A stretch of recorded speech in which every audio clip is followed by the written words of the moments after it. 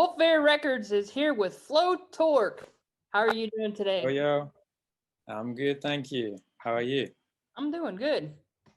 So how's the weather over there? It is pretty good. It's quite neutral, to be honest. Some days have been pretty chilly, but can't complain. It's nothing like my home of cold, chilly England, where mostly we wake up and it's grey skies all through the day. So All right, right so now I'm what's having a that? little break, having a little holiday. Oh yeah, there you go. Did you have a good New Year's? Yeah, it was a quiet one, I think, for most people, right? Because a lot Yeah, of places were locked and just quiet family times, but can't complain. Can't gotcha. complain. Yeah, I gotcha. So tell me a little bit about yourself.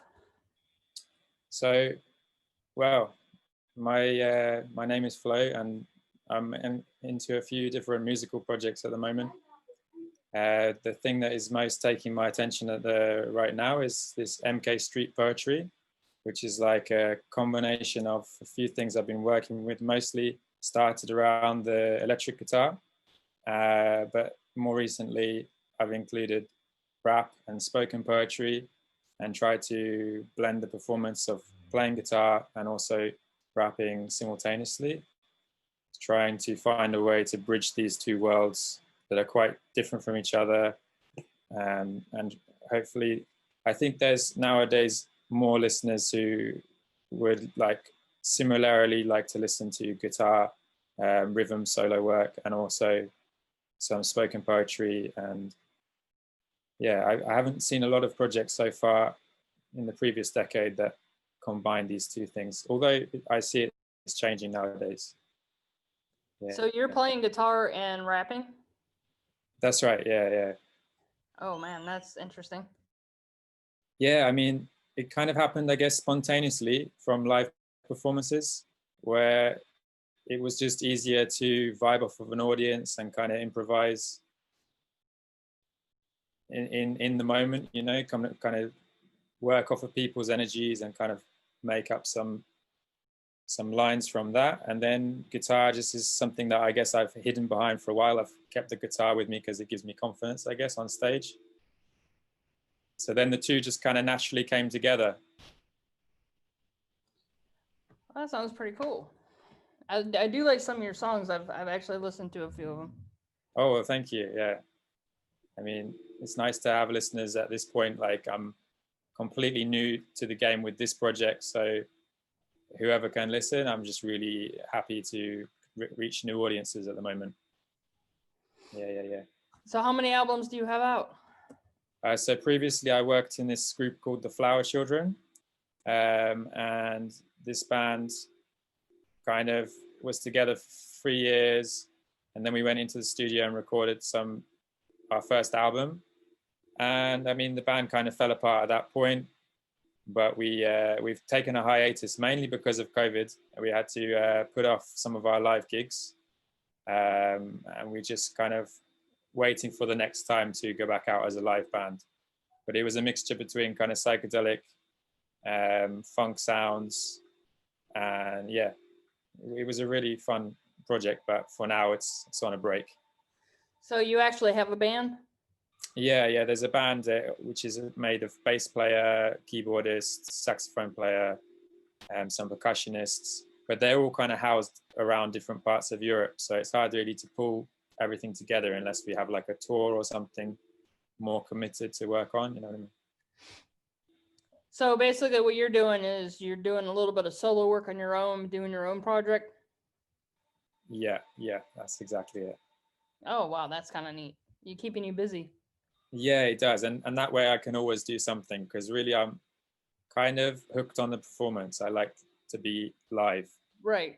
so it's nice to be able to perform and not have to ring up all the members of a band. Like I can just turn up and show up, sort of thing. Well, that's cool. Definitely keeps you busy.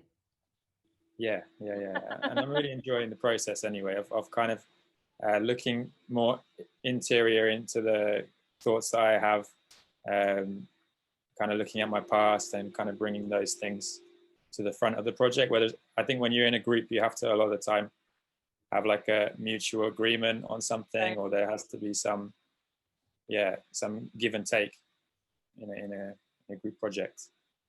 Wow. Okay. That sounds cool. Yeah. It's been all right. I'm really comfortable at the moment with it. I feel more confident.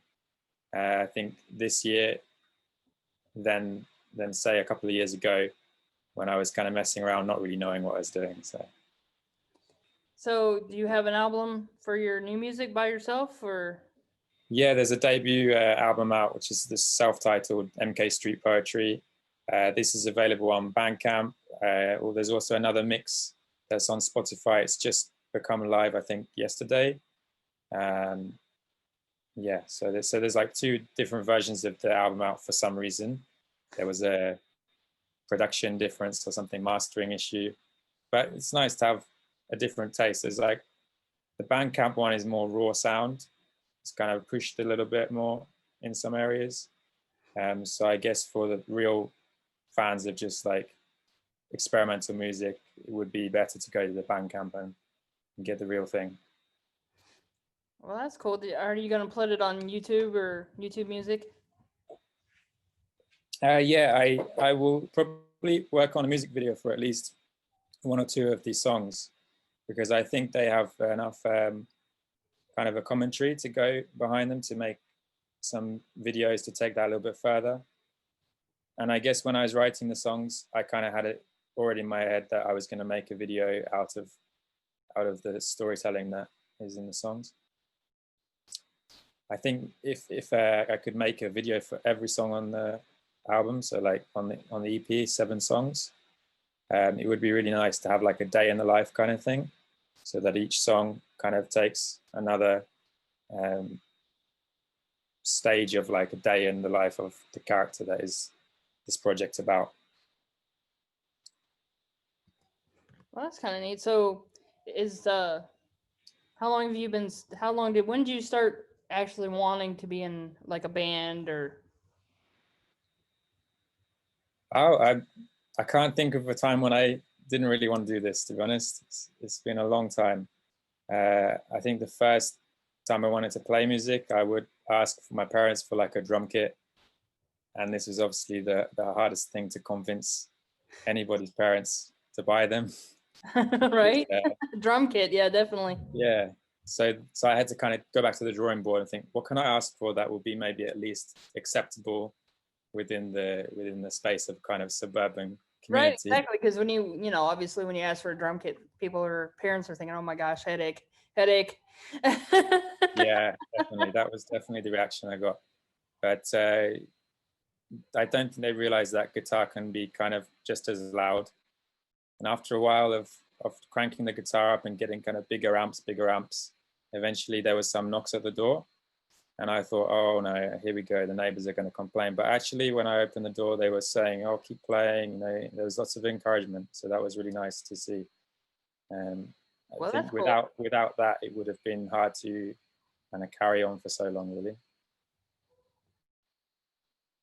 So how long have you been touring? Uh, on and off, I'd say about 5 years now. I think the best gigs I had was probably around 2016, where I played some kind of rundown pubs in England, but still they were a riotous event, like punk rockers, all walks of life.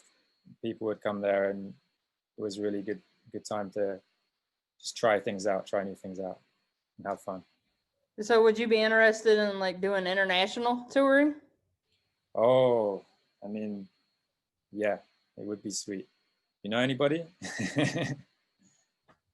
No.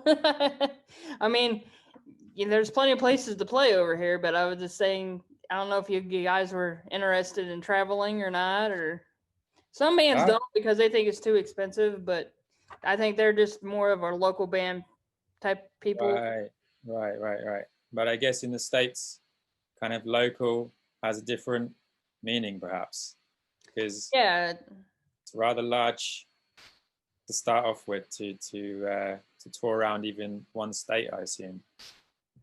Um, yeah.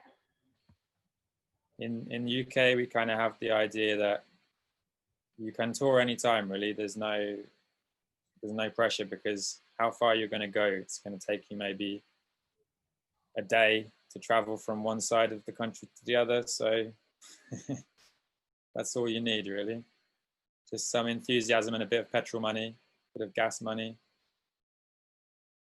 Now is COVID pretty bad over there?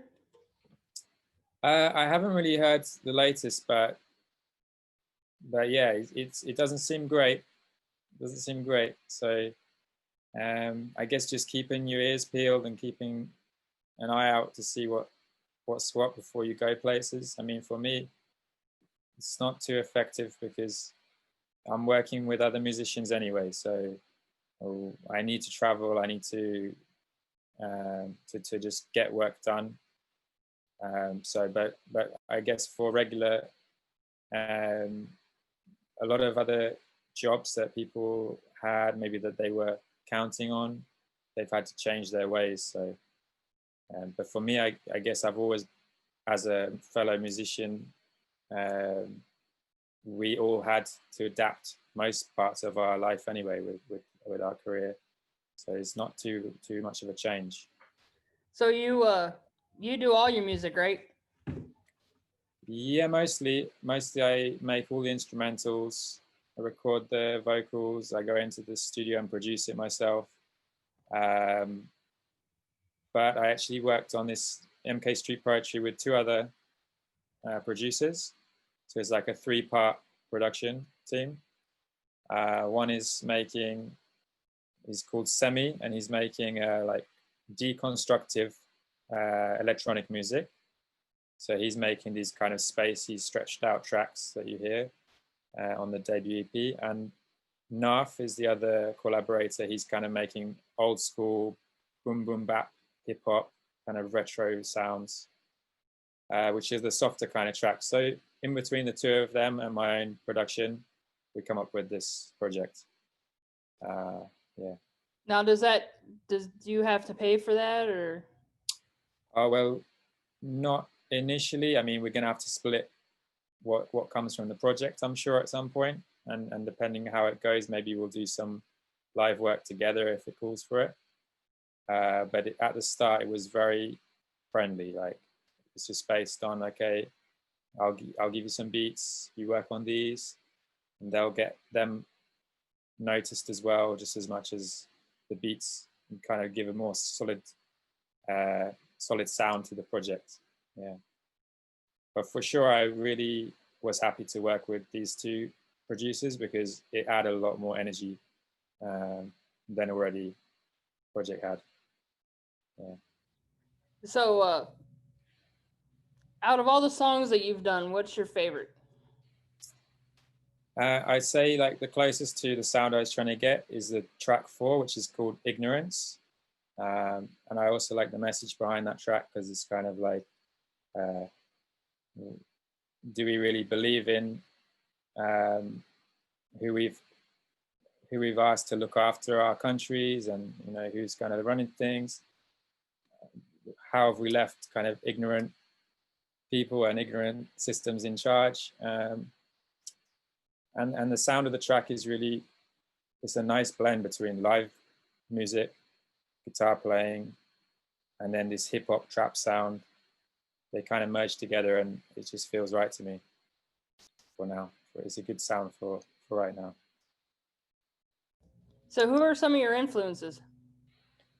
Well, obvious ones would be Hendrix, Sly and the Family Stone, plenty of like old school 70s stuff. I'm a big 70s head. And also in the hip hop world, I'd say like Tribe Called Quest, Far Side, and just anywhere in between those groups, really. I like more obscure stuff as well, but those are the kind of main, ones that everyone knows and loves. Yep. I've only heard a couple of them, I think. I'm not all 100%, but Well, everyone loves a bit of old school music sometimes, isn't it? But it's nice to kind of listen to what's out there right now as well, and try and find something that's more relevant today, perhaps. So do you you're looking to perform as soon as this COVID stuff disappears? Oh yeah, Yes, yes, yes. definitely. I'm As really everybody. excited, hyped for that. Yeah, I picked a real bad year to start my record label. But Well, I would say like, yeah, who's not got it bad this year, isn't it? So we just but got to I'm keep our chins up. but like I said, I've if it wasn't for COVID, I probably wouldn't have started this. Right, right, right. And to me, I think it's cool to interview people because that way, like your fans will might learn something about you. Yeah, yeah, That's yeah, why I yeah. was like, well, I'm gonna start doing this just to see how this works. And everybody loves Cool, it cool. apparently. So Nice, nice. I would love to interview some people as well. I mean, like maybe I could go to some venues in London and kind of speak to some other artists or something. I mean, it would be nice. I see um, by that it's a way to kind of give a spotlight to others and kind of give a stage that is not normally given, isn't it? Because um, we all want to get these opportunities to talk about, but unless someone offers, it's like, where do you get your chance to speak about your project? But it's been really nice. I got a lot more support for this project, I'd say, than the last things, because I guess nowadays I know what I'm doing more, whereas before it was just testing the waters and kind of seeing what's what. Uh, but as it comes to like a live thing, I really don't know how I would perform these songs live. I haven't considered that part. I just got straight into the studio and like 2 months intensive recording, and try to like complete the project. Try to really, that was my goal, I think, of last year, was like see things through to completion, and don't dilly dally kind of or dither on the way. And just like, okay, how can we end this now? If I need to cut out 2 or 3 songs that are not so good, I don't want any kind of filler. Just want to make a project that I feel is true to my aims. okay, so now compared to your band, how's your new your new album by yourself, the project? How is that going compared to most of your other songs? Um, yeah, I mean, well, I'm getting some good opportunities to talk about the music, as we just say, but also I guess it gives me a lot of inspiration to start something again. Like I want to get straight into the studio and record like another 2 or 3 albums, even would be nice. And it's a learning curve, I guess. Like from this music, I've seen now what I want to work on more and what didn't work out so well, and got a chance to speak to others about.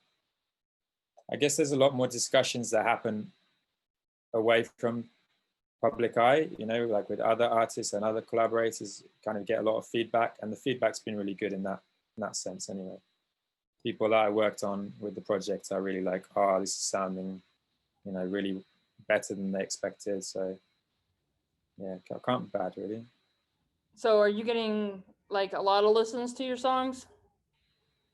I don't really watch for listeners, nowadays. I can't be bothered with that because I just want to release more and more. Just want to put more and more out there. If I could put an album out every month, that would be great. Oh, that would be awesome, wouldn't Yeah, it? yeah, yeah. I'm sure then if you're doing that much, there's a momentum, and whoever's following you, they're going to be like, oh well, they're releasing something next month, so they're going to tune in. They're going to tell their friends.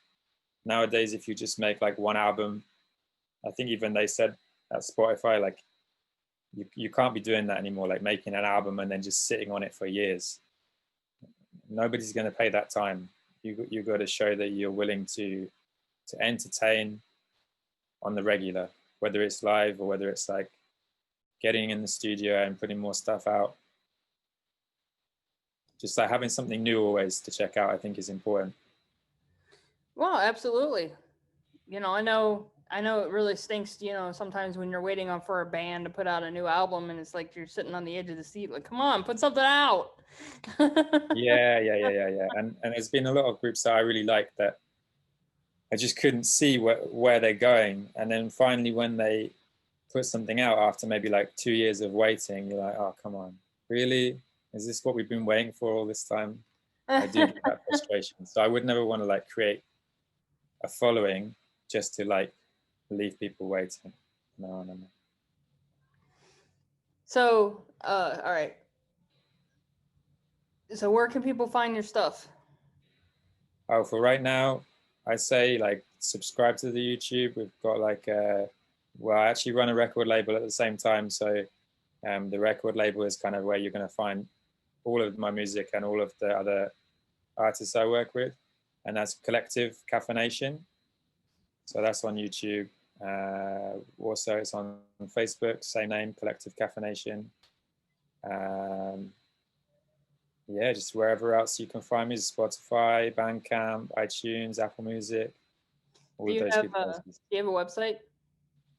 Website, I think we're going to get that up running maybe next week, sometime in January at least, anyway. All right, I'll have to check it out. Yeah, that'll be the same name, Collective Caffeination.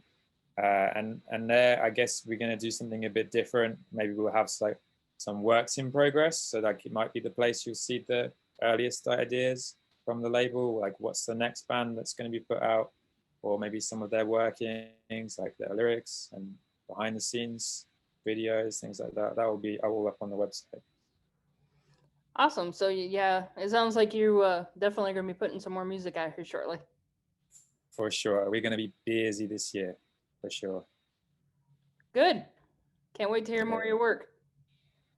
I hope for you as well. I hope there's going to be plenty of opportunities. Like artists will be looking for record labels like yourselves to take them to the next place, isn't it? Yeah. All right, man. Yeah. We'll have to do another interview down the road. Sure. I would love to. It's been great to speak to you, Fran. Nice speaking to you. Thanks for Yeah. joining. All right then. Peace to all of you. All right. Bye. Nice one. Bye bye.